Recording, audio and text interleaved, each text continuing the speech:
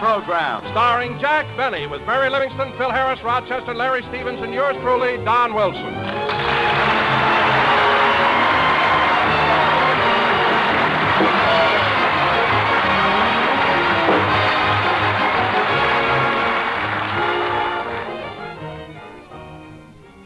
Tis the night before Christmas, and at Jack Benny's house, there are presents for all, even cheese for the mouse. Jack is up on a chair, then he's down on his knee, but you have to do that when you're trimming a tree.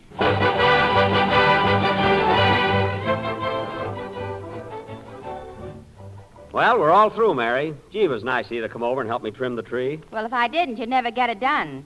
Say, Jack, shall I put the snow around the bottom now? Not yet. I want to see if the lights are working. I'll hold up the bulbs, and when I say ready, you plug it in. Okay. Ready? Ready. Pull it out! Pull it out! Pull it out!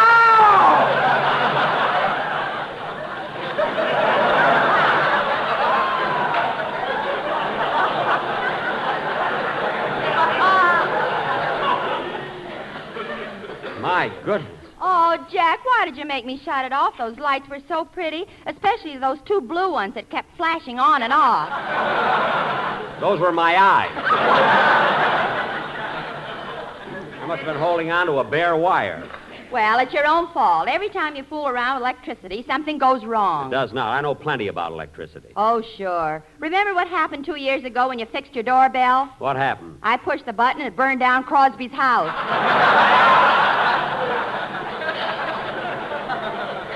Oh, stop exaggerating. Anyway, hand me that roll of tape. Give me that tape. I'll fix this bare wire right now. Here you are. Thanks. Comes to electricity, I know what I'm doing. See, when you see a bare wire, you just tape it up like this. And that way it's insulated against outside elements. There, that ought to be enough tape. All right, Mary, plug it in. Okay. Pull it out! Pull it out! Pull it out!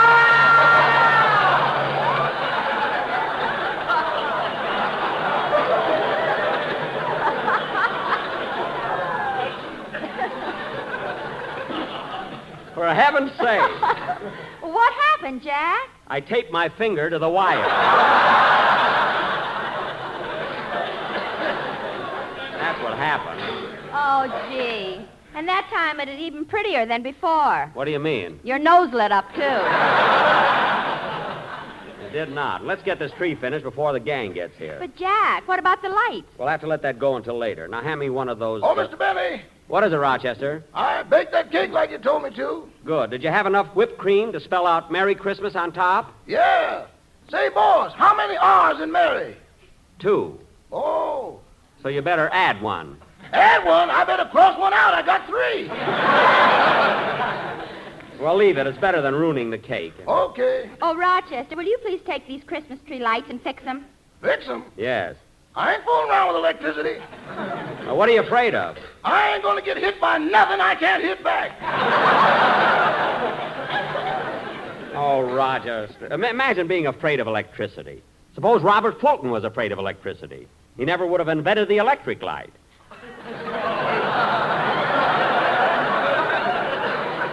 Would he? Jack, you're thinking of Thomas Edison. Edison? Well, then what did Robert Fulton do? He said, don't give up the ship. That was John Paul Jones. Now, let's not start that again. Now, Rochester, please fix these lights, will you? Okay. Let's see. Now, in electricity, there's the electrons and the electrodes. Then there's the positive and the negative. But I ain't positive which one is negative.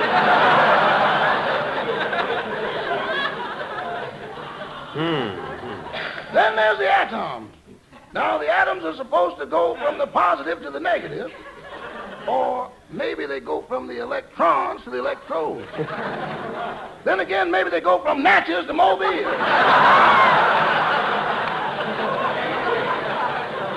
Rochester.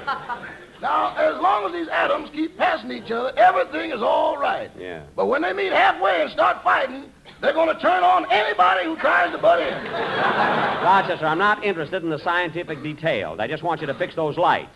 And I promise you, while you're holding the wires, no one in this room will turn on the switch. I know, boss. While I'm holding the wire, you ain't going to turn on the switch. And Miss Livingston ain't gonna turn on the switch. Of course not. But way up there at Boulder Dam, there's a little man sitting in a room with thousands of wires around him. What? How do I know he ain't gonna do something just to break the monotony? Oh, all right. I'll fix it myself. Go back in the kitchen. Come in. I'm looking for Mr. Benny. Mr. Jack Benny. Me? Yes. But you're a policeman. Well, now, what do you know? This blue uniform has given me away again. But, officer. Mary, say something. But, officer, Is that all you can say? that's all you said. Now, officer. Mr. Benny, I hate to be doing this to you on Christmas Eve, but I have a complaint about you disturbing the peace last week at Moore's department store. At Moore's department. Oh, that! Well, officer, that wasn't my fault at all. You see, first I had trouble with some crazy floor walker who kept hollering, "Stop breathing on my carnation." And then... A little slower, please. I'm writing it down. Yes, sir. How many R's in carnation? One. There. And then some silly guy kept following me around, asking me what I thought I ought to buy his wife for Christmas. Now, I didn't mind it the first time or the second time, but he kept hounding me. And just before the real trouble started, I was standing by the perfume counter when all of us, I was trying to buy some perfume for my sister Flora. Here's your change, sir. Thank you. Come on, Mary. Let's get over I beg your pardon, mister. Oh, it's you again. What do you think I ought to buy my wife for Christmas? I told you before, I don't know what you should buy your wife for Christmas. Figure it out yourself. Figure it out yourself, he says. Figure it out yourself. Fine Christmas, Spirit. Look, I don't care what you buy your wife for Christmas. Don't buy her anything. Don't buy her anything. We've been married for 12 years. What are you trying to do, break us up? Look, I don't know your wife. I've never seen your wife. What's going on here? What's the trouble? That man's been caught stealing somebody's wife. What? At your age, you gray-haired wolf. Now, wait a minute. One time, let me through. What's going on here? Oh, it's you, my little Cupid with the droopy toopy. Now, cut that out and don't blame me for this because it... Stop breathing on my carnation. I'll breathe on it as much as I like. Stand back, everybody. The man is mad. You're darn right I'm mad, and this is all your fault. Mister asked me to buy your wife for Christmas. For all I care, you can buy her a dog collar. What size? What size? There you are, folks. See what a crazy guy is, and you blame me. Why, it's not my fault. I'm not the type that would start trouble. I'm a peaceful home... Shut up!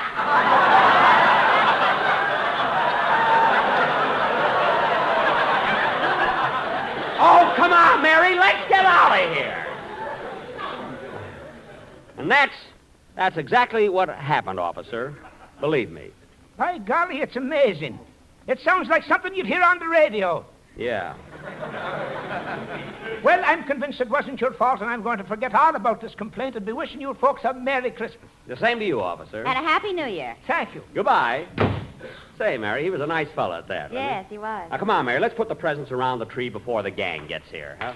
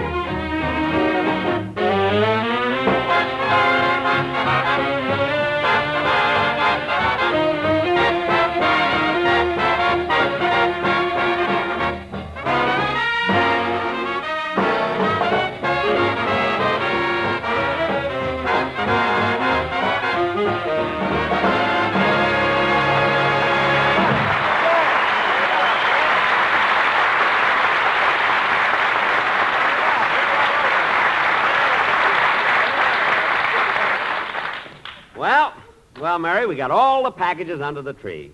It looks nice, doesn't it? It sure does. Jack, if you're not going to use the Christmas tree lights, let's put on the candy canes. Okay, here's the box, and you can... Hey, wait a minute. I had 12 candy canes, and now there are only 11. Where's the other one? Don't look at me. I'm not looking at you. I'm asking you. All right, I ate it. Here's 10 cents.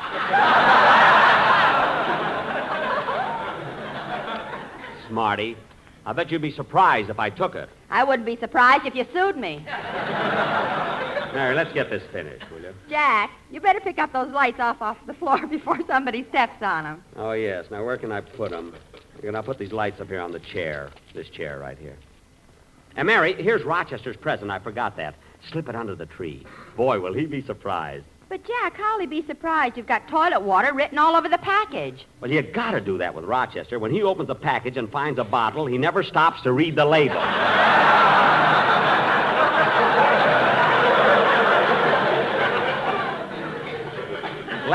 Last year, I gave him a miniature ship and a bottle, and the mask stuck out of his mouth for 3 days. Every time I asked him something, he had to answer me through the crow's nest. Believe me, Mary, I know what I'm doing. Well, Jack, I guess that does it. Tree's all finished. Yeah. Gee, it looks swell. I'm kind of tired. I think I'll sit down for a minute and smoke a cigarette. Mary, have you got a match? No. Oh, well. Oh, say, boss, What is it, Rochester? are your socks dry yet? My socks? I think so. Well, people will be here soon. You better take them off the tree. No, that's right. You take them off, will you, Rochester? I'm tired. I want to sit here a while. Yes, sir. Say, this tree looks all nice, but it's kind of dark. Oh, no wonder the lights aren't plugged in. I'll fix that. Pull it out! Pull it out! Pull it out!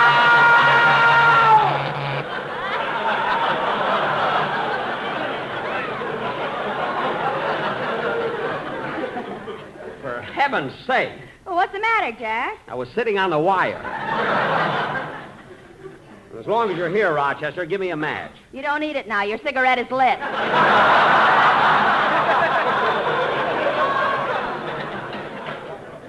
Oh, yes. Thanks, Rochester. Don't thank me. Thank that little man up at Boulder Dam. Rochester. I wonder how that guy at Boulder Dam knew I was sick. Oh, well. Come in. Hello, Phil. Hiya, Jackson. Merry Christmas, everybody. Same to you, Phil. Hey, Jackson, that Christmas tree looks terrific. Yeah, it is a nice tree, isn't it? Not only that, it's grown about 2 feet since last year. Phil, this isn't the same one. You know, Phil, I believe in the old-fashioned way of getting a tree. I know when you get up early in the morning and bundle yourself up warm, and you throw an axe over your shoulder and go out in the woods, way out in the wilderness and chop down your own Christmas tree. Yeah, you're right, Jackson. Where'd you find this one? In the lobby of the Beverly Wilshire Hotel. You said it. Timber! Yes, sir. Say, Jackson, you ought to see the tree I got in my house. I got it all decorated, and then right on top I got a big red star. A red star? Phil, it's supposed to be a silver star. I know, but this way I get 5 red points. Oh, Harris, you humorist. You're the Mark Twain of your generation. Mark Twain. Phil, it's Twain. Twain. Wheelie?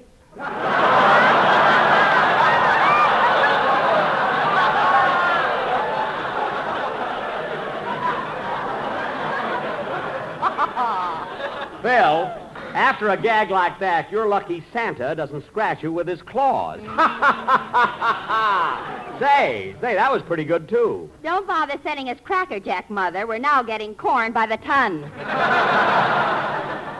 Oh, I don't know, Mary. I thought that was pretty cute. Hey, Phil, what do you got in that package there? Oh, I forgot, Jackson. It's a Christmas present for you. For me? Yeah, me and the boys in the band all chipped in and got it for you. Well, thanks. I'll put it under the tree. Oh, no, you don't. No, you don't. Open it up right now. Okay. It was certainly nice of you and the boys to think of me. I really didn't... Oh, Phil, thanks. Gee, a beautiful turtleneck sweater.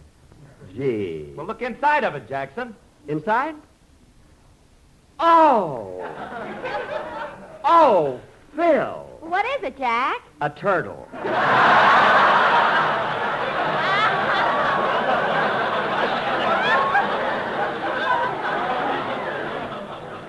A fine present. I'll fix him. Imagine bring me a turtle for the Mary. Come here, Phil. Phil, sit down on my chair. Well, thanks, Jackson. Are you comfortable, Phil? Sure. Good. Mary, push in the plug. Oh, Jack, you wouldn't dare. Hand me the plug. I'll give it to him myself. Hey, Jackson, what about my present? Yes, sit where you are. You'll get it. It's a surprise. Mary, watch him jump. 1, 2, 3. There.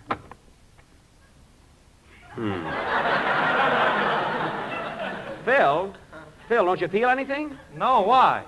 Hmm. Well, what about the surprise? What's the matter? We're having a little trouble at Boulder Dam.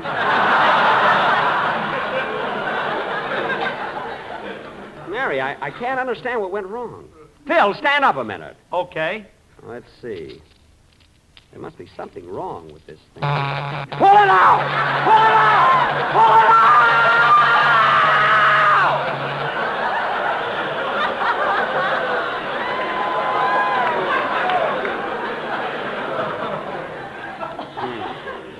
Fine thing to do to a guy on Christmas Eve.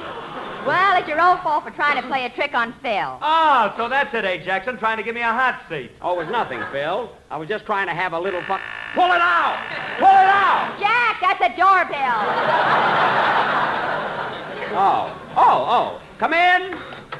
Hiya, Don. Hello, Larry. Well, Gonzel and Larry. Merry Christmas, Don. Hey, I'm glad you fellas were able to come over. Well, say, Mr. Benny, Yes, Larry. well, last night I went to the movies and I saw a picture called Hollywood Canteen.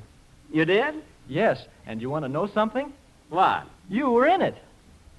Yes, I know, kid. I happened to see the picture. 8 times. What? On the days he can't go, he sends me. Rochester. Between you and me, that seat never gets a chance to cool off. Never mind. Well, say, Jack, I saw the picture, too. You did, Don? Well, Don, tell me, how did my violin solo go over? Well, Jack, this will amaze you. Really? When you started to play, the man next to me got all excited and enthused. Oh, I get it, Don. I get it. You don't have to... Okay, Mr. Benny, I got the cake and coffee on the table. Good. Come on, fellas. Let's have a little bite. yeah. Come on, everybody. Now, take it easy, fellas. Take it easy. Take it easy. There's enough for all. Yes, folks, you don't have to crowd. Just line up to the right and have your ticket stub ready. Rochester, this is Christmas. Oh, yes, excuse me. Now, fellas. Hey, who can that be? Come in. Well, I'll be darned. Hiya, Buck. Hello, everybody.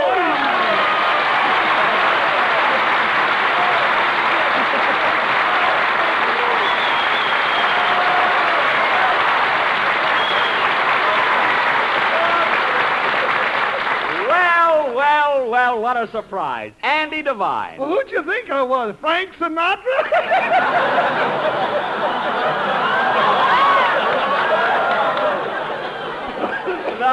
No, Andy, your voice and figure are both a little huskier, I think.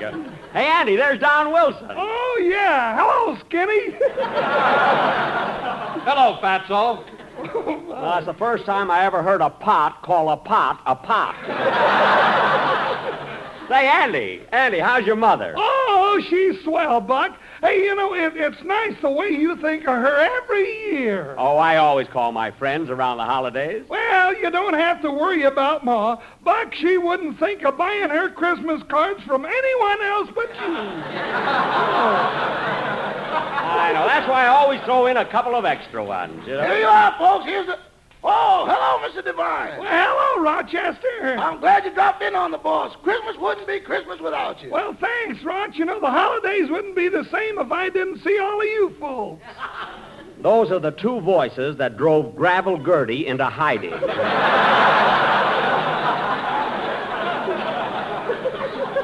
Say, come on, Andy, you're just in time to have a bite to eat. And listen, I've been saving a bottle of champagne just for this occasion. Let's drink a toast. Champagne, oh. Come on, fellas, everybody. Oh, Rochester, give me that bottle of champagne. Here you are, boss. Shall I open it? No, I'll open it myself. Thank you. Now, let's see. Champagne corks are so tight. Gee, they're hard to get loose.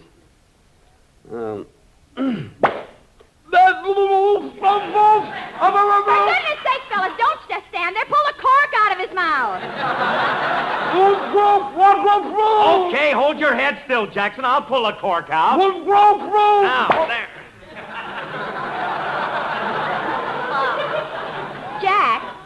Jack, say something.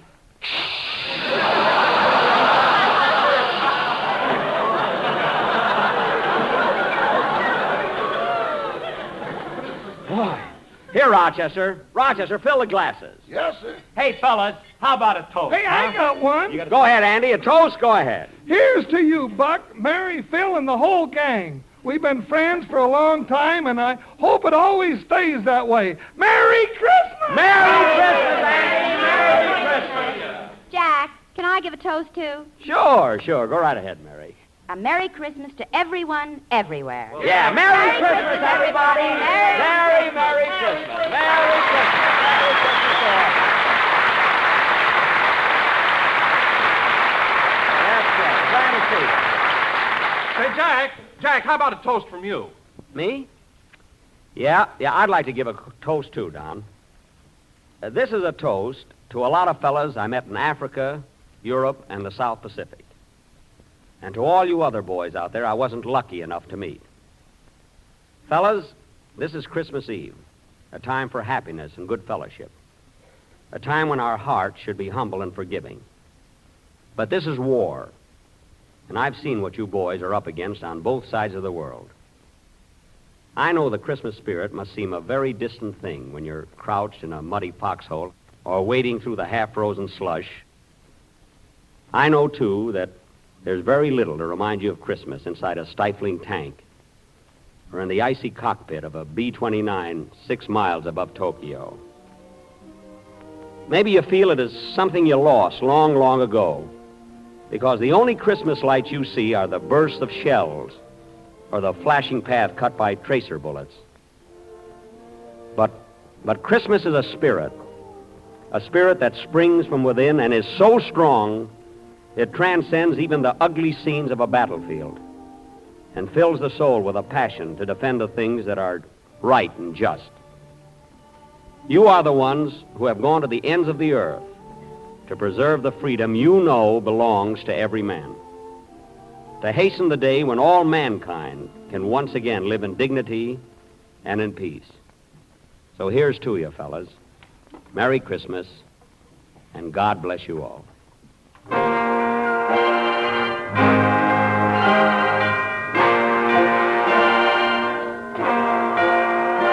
Oh, come, all ye faithful, joyful and triumphant. Oh, come ye to Bethlehem. Come and behold him, born the King of angels. Oh, come, let us adore him. Oh, come, let us adore him. Oh, come, let us adore him. Christ the Lord.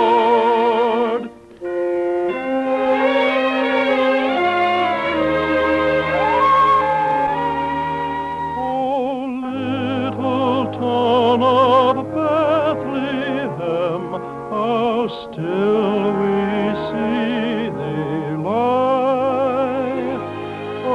above thy deep and dreamless sea. The silent stars go by,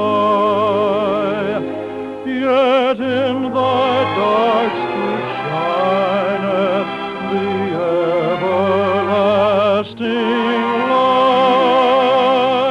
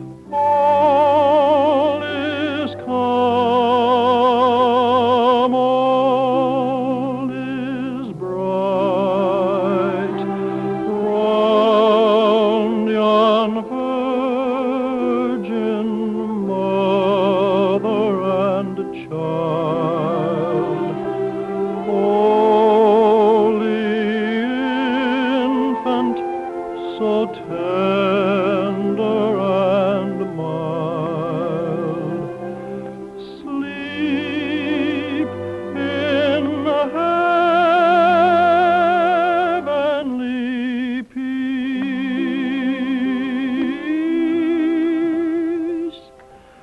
Sleep in heavenly peace.